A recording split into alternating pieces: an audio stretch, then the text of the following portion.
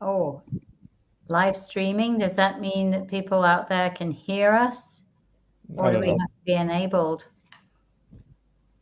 Right now it's 8:52. So yeah.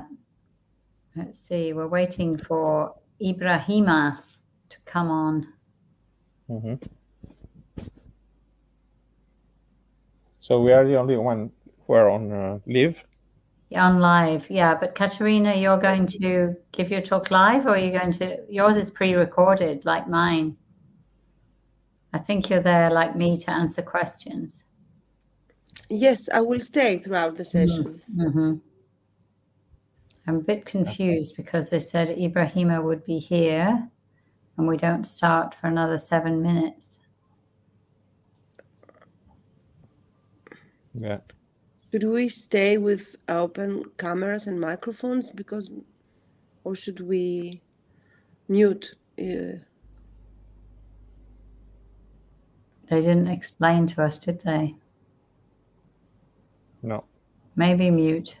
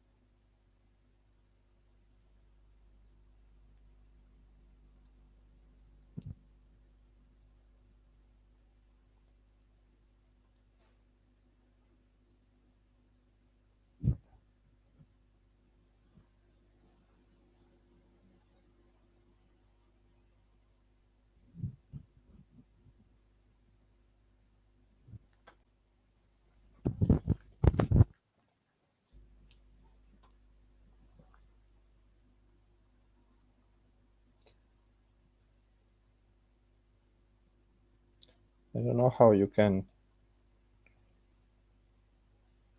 I'm talking to Ibrahima to see if we're supposed to start because it wasn't explained. You can start as soon as possible, he says.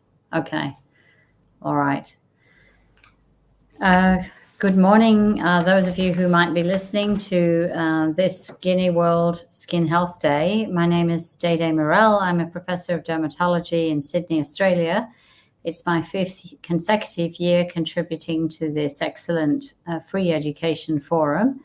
This year, I've organized a whole session for an hour and a half on autoimmune blistering diseases, which includes the world leading experts in these topics. And we have 7 topics. I'll introduce, tell you what they're about first. And the first speaker is here live. Then we're going to have 6 of the sessions pre-recorded, during which you can pose your questions in the chat. We have myself, Jose Mascaro from Spain, Katerina Patsatsi on live, who can answer questions in living time. And the rest of the speakers are going to be responding to your questions afterwards because they're busy today. So we have Professor Branka Marinovic, EADB president from Croatia, giving an overview of autoimmune blistering diseases.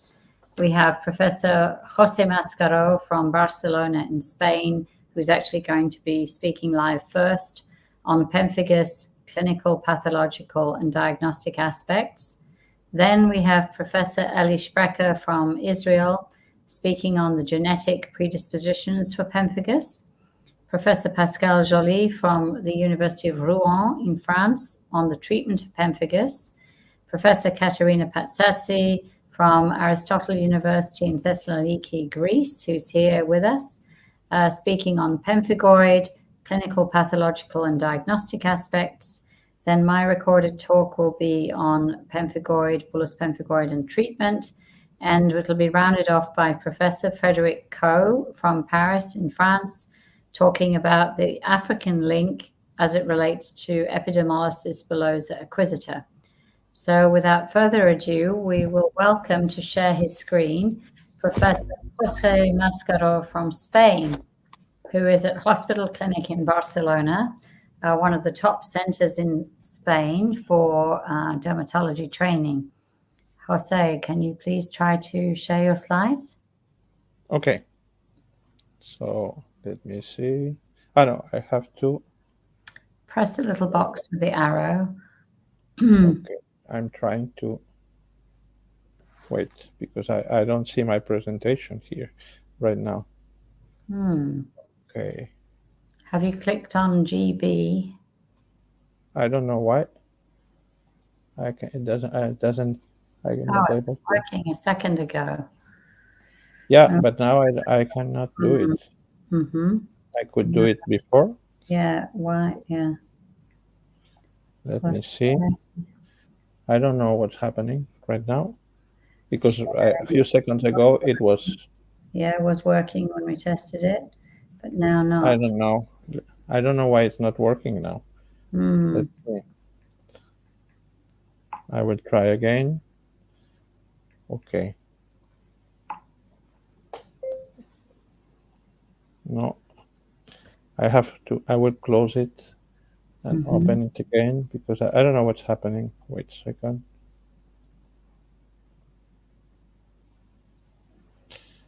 Okay, right now. Okay. Is it working now? Now it's working. I don't know. It went off. Okay. That's fine. So thank you very much. I will talk about the clinical path and diagnosis of pemphigus.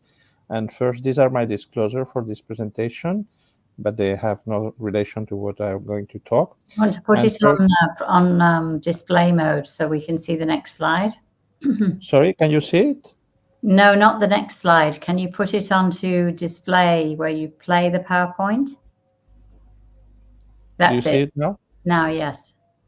You couldn't see it. Can you see it now? No. What do you see? We Only see the first slide? disclosures. Okay. Okay. Do you see the next slide now? No. Okay. If So you I press go that bottom display play, I think it'll work. Which one? The one that's to the right that shows a screen a bit for that one. I think it should work. That one. Yeah, but that's what I did. Oh, it's not working. You might have to just click through each slide manually. Okay, I go this way. Okay, so pemphigus is a group of autoimmune blistering disease of the skin where intraepidermal blister, so which means inside the epidermis, will form.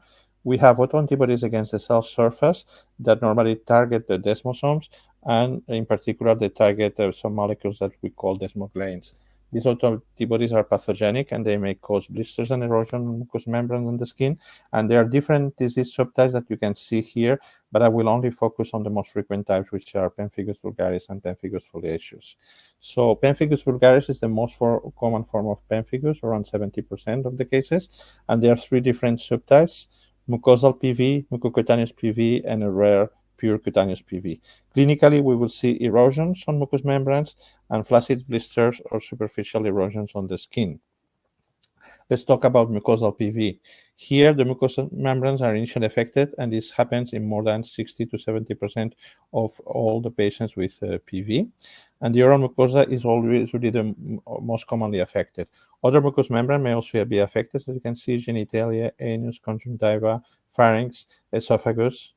Here you can see erosions on the gingiva, and here you can see erosions in the lower gingiva. In this picture, you can see also blisters in the mucosal, in the lips, and here you can see a blister that has broken just below the tongue. And you can see here many images of the different erosions in the mouth of different patients with pemphigus vulgaris. We can also see erosion in the genitalia, particularly in the vulva, as you can see in this patient. And here you can see another patient with erosions in the labia majora. So occasionally, we can also see lesions in the conjunctiva. This is a series that we published where 14% of the patients with PV had lesions on the eyes, And it's important because some patients, this can be the initial presentation. Mucocutaneous PV is a form of PV where skin lesions appear usually after the mucosal lesions we've seen in the cutaneous PV. And after some months of mucosal lesions, patients develop fragile and flaccid blisters and erosion on the skin. Sometimes this may be the first sign of the first signs of the disease. For example, in the scalp, we will see a positive Nikolsky sign, and this form of pemphigus is the most severe. And historically, when there was no treatment, up to 80 to 90% of the patients with mucocutaneous PV died from the disease. You can see here a typical erosion on the skin. This is a flaccid blister that has broken. You can see here erosions on the scalp in another patient. And you can see here in the arm lesions at different stages. We can see vesicles, erosions, crust, and post-inflammatory pigmentation in some areas. You can see another detail with several lesions that have broken. And here you can see the back of patients with different several erosions, more or less extensive in patients with this mucocutaneous pemphigus. And here you can see a patient. You can see the front and the back of a patient with extensive lesions of pemphigus in his skin. Another characteristic that we can see in patients is paronychia. Paronychia can be a sign of pemphigus, although we don't see it on all the patients. And finally, we have this infrequent form of PV that we call cutaneous PV, which is identical to mucocutaneous PV, but the patient lacks mucosal lesions, and these are some examples of our patients. Pemphigus foliaceus would be the second form of infrequency of pemphigus, 20 to 30% of pemphigus, although in some areas, like in Brazil, they have an endemic form and it's more frequent than PV. And the disease that is seen in Brazil is called focal selvatium. Here, the patient develops very superficial blisters that break quickly and leave what looks like scales. They are crust. Normally, there's also a positive Nikolsky sign, and these scales will be reminiscent of diseases like eczema or psoriasis. In patient develop lesions areas, they can spread to the patient can develop erythrocytes secondary to this. Important difference because patients never develop lesions of mucus, and the mortality is lower. Also in people or see here with pemphigus issues with this erythematous appearance. You can see it on the face and sides of the neck. This is the same patient with extensive on the arms. See, with the arms was the only that was present with the patient. This is another patient with this appearance, a lesion scaly. Really, they are broken. This is another patient with this several dermatite-like appearance. Another patient extensive that may like other diseases, and it will be difficult to diagnose. Patient, you can see the breast with this lesion that will remind us eczematous condition, although these are vicious lesions. It's the same patient we can extensive lesion. Here we have a clue diagnosis, which are erosions over to squamous like plaque. And here a patient that easily diagnosed psoriasis. This is also a case of pemphigus issues. Here you can see diagram where we can see the area of pemphigus Brazil with a case with a very extensive lesion. This child that you see has an erythrodermal form of foliaceus. And these are pictures from this endemic form of pemphigus foliaceus. This can be the misdiagnosed lupus, as you can see in the left. And here we have an extensive lesions on the right. And you can see also other endemic pemphigus foliaceus with on the left, see the erythema in this elderly patient. Let's talk about pathology. So it's important the two sponge biopsies, as you can see here. One you can see in this clinical picture will be from the edge of a lesion and we will put it in formalin, and the other will be from perilesional or direct immunofluorescence. So let's talk about pathology and in eosine staining. We will see a separation between keratinocytes that will lead to the rupture of the spinous processes that really are the somes in the epidermis, and this will produce these floating cells that we call acantholytic cells, and this will finally lead to intraepidermal blisters. These blisters are suprabasal in pemphigus vulgaris, and they lead to the appearance, the pattern that we will see of a row of tombstones. And in pemphigus foliaceus, the vesicle is more superficial. It's a supracorneal blister that develops in the stratum corneum. The inflammatory response is usually variable. And it's normally mild, but some cases can have some inflammation. And you can see here the intraepidermal blister with this red star. And you can see also the cells are separating between them, and this is the acantholysis that you will see better in this picture where the desmosomes are breaking, and we see these floating keratinocytes that we call acantholytic cells. And here you can see why we call this row of tombstones. So the basal keratinocytes are only attached by their basement to the basement membrane, and the rest of the cell is lying in the middle of this vesicle and remind us as these tombstones in a cemetery. Here you can see another biopsy of pemphigus vulgaris with this intraepidermal blister, and you can see the row of tombstone at the bottom of the vesicle. And here, this is a biopsy from the mouth, from the oral mucosa, where you can see there's the epithelium, the epidermis is floating away, and this can sometimes make a difficulties in the diagnosis. But if you can see on the right, we have the bottom of the vesicle where we can see these acantholytic cells and the row of tombstones. In the case of pemphigus foliaceus, you can see that there's an intraepidermal blister, but it's just below the stratum corneum, as you can see here with the red arrow. And here you see another example of a biopsy of pemphigus foliaceus. Another example where you can see the acantholytic cells just below the stratum corneum, and also in the upper part there's also some neutrophilic infiltrate that probably corresponds to secondary impetiginization of the lesion. Sometimes the top of the vesicle gets lost, and the biopsy may look like normal skin, but if you look here closely, you can see the stratum corneum is missing, and this is really a biopsy from pemphigus foliaceus. Let's go now to the direct immunofluorescence in this disease. And direct immunofluorescence should be taken from perineal skin biopsy.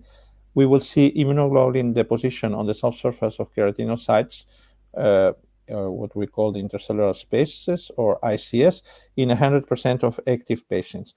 Both in PV and PF, we will see IgG on the ICS of all layers of the epidermis, and C3 also in the ICS, but normally we'll see it only in the lower epidermis with a lower intensity of staining compared with IgG. So this is a biopsy from the mouth of from oral mucosa of PV. You see the ICS staining of IgG. There's another detail where you can see clearly this fishnet pattern of the IgG deposition in the epidermis. And you can see here, this is a cutaneous biopsy where you can see the ICS staining, but also you can see there's a suprabasal split that is typical from pemphigus vulgaris. This is another biopsy, and you can see here the acantholysis. Unfortunately, we can also see the staining of IgG in the cell surface and intercellular spaces. And here you can see C3 in a case of PV, and you can see it's only in the lower third of the epidermis, and the intensity is lower than with IgG. And this is a biopsy of PF. In the pattern is identical to pemphigus vulgaris. We cannot distinguish this disease based on direct immunofluorescence, and you can see the intercellular staining with IgG. And here also, in the same patient, you can see the C3, which is less intense and only in the lower epidermis. And finally, we have the serologic studies in these patients. So in all patients with autoimmune blistering disease, we can do indirect immunofluorescence, which will give you a pattern of staining, and then other studies of antigenic specificity that will demonstrate which antigens are to which antigen are the autoantibodies acting. So in serology, we have to demonstrate these circulating autoantibodies in the patient. By indirect IF, both in PV and PF, we will see circulating IgG autoantibodies in the serum against the cell surface of stratified squamous epithelia. In particular, we use monkey esophagus, and with immunoblood and or ELISA, we normally use ELISA, which is more practical. We will see in mucosal PV that the patient have autoantibodies against desmoglein 3. In patients with mucocutaneous and cutaneous PV, we will see that the patients will have autoantibodies against desmoglein 3 and desmoglein 1. And in PF, patients have autoantibodies against desmoglein 1. This is indirect immunofluorescence. In the left, you have a slide with section of monkey esophagus in each well. And you'd see what we see on the microscope with the patients. You see here the esophagus with the intercellular staining. And here you can see another detail of this staining showing this intercellular pattern of with the serum of a patient with pemphigus. And what we are recognizing with these antibodies are anti-desmoglein 1, anti-desmoglein 3, or sometimes other desmosomal proteins that can be recognized in the serum, can be present in the serum of patients with pemphigus. But as I told you, to determine these antigens, we have to use molecular techniques. So finally, let's talk about the diagnosis. It's important that a study from the International Pemphigus and Pemphigoid Foundation found that it takes an average of 5 doctors and 10 months to diagnose pemphigus vulgaris. So sometimes it's difficult to diagnose, mostly because the patients are seen by doctors that are not experts in this type of disease. And according to the recent guidelines that we published in the European Journal of Dermatology and on a consensus of the autoimmune blistering group, the diagnosis of pemphigus is based on 4 criteria: a suggestive clinical picture, compatible histology, the detection of IgG and or C3 on the epithelial surface, cell surface by direct immunofluorescence. And finally, the 4th point will be the serological detection of autoantibodies, both by indirect immunofluorescence or by ELISA or other techniques where the determination of antibodies against desmoglein 3 and or desmoglein 1. And this will be a little bit the flow chart of the diagnosis of patients with a clinical, histology, immunofluorescence, and serological diagnosis. And the diagnosis of pemphigus can be made according to the current guidelines of pemphigus diagnosis and treatment by the typical clinical picture plus positive direct immunofluorescence. If direct immunofluorescence is negative, it should be repeated. But it can also be done by a typical clinical picture plus a histology showing acantholysis plus the demonstration of antibodies by a serological method, which can be indirect immunofluorescence or a positive test for anti-desmoglein autoantibodies. And that's what my final slide. Thank you very much for your attention.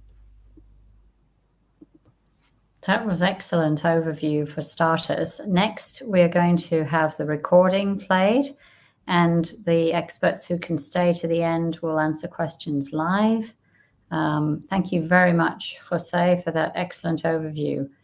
Hopefully somebody from Ibrahim's team will start playing this. It's showing live on LinkedIn, on Facebook, and on YouTube all at the same time, apparently. Katerina, did you want to say anything until the live recording starts?